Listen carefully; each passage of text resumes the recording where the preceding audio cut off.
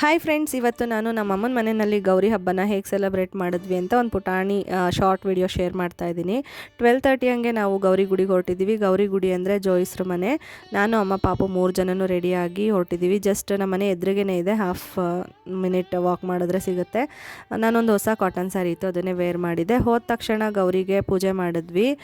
ಪಾಪು ಇಲ್ಲಿ ಅಜ್ಜಿ ಜೊತೆ ಸ್ವಲ್ಪ ಟೈಮ್ ಸ್ಪೆಂಡ್ ಮಾಡ್ತಿದ್ಲು. ನಾನು ಪೂಜೆ ಎಲ್ಲ ಮಾಡಿಕೊಂಡೆ. ಅದಾದಮೇಲೆ ಮಡ್ಲಕ್ಕಿ ತೊಗೊಂಡೋಗಿದ್ವಿ, ಅದನ್ನು ಎಲ್ಲ ಕೊಟ್ಟು ದೇವರಿಗೆ 500 ಪೂಜೆ ಮಾಡಿಬಿಟ್ಟು ಮಂಗಳಾರತಿ ಕೊಟ್ಟರು ತೊಗೊಂಡ್ವಿ. ಅದಾದಮೇಲೆ ಎಲ್ಲರೂ ಬಂದಿದ್ದವರೆಲ್ಲ ನಮ್ಮ ರಿಲೇಟಿವ್ಸ್ ಎಲ್ಲ ಅಟ್ ಅ ಟೈಮ್ ಹೋಗಿದ್ವಿ. ಪಾಪು ಎಲ್ಲರ ಜೊತೆನೂ ಸ್ವಲ್ಪ ಹೊತ್ತು ಟೈಮ್ ಸ್ಪೆಂಡ್ ಮಾಡಿದ್ಲು. ಮತ್ತು ಅರಿಶಿನ ಕುಂಕುಮ ಎಲ್ಲ ತೊಗೊಂಡು ಮತ್ತೆ ಸ್ವಲ್ಪ ಹೊತ್ತು ಕೂತಿದ್ದು ಮನೆಗೆ ರಿಟರ್ನ್ ಬಂದ್ವಿ.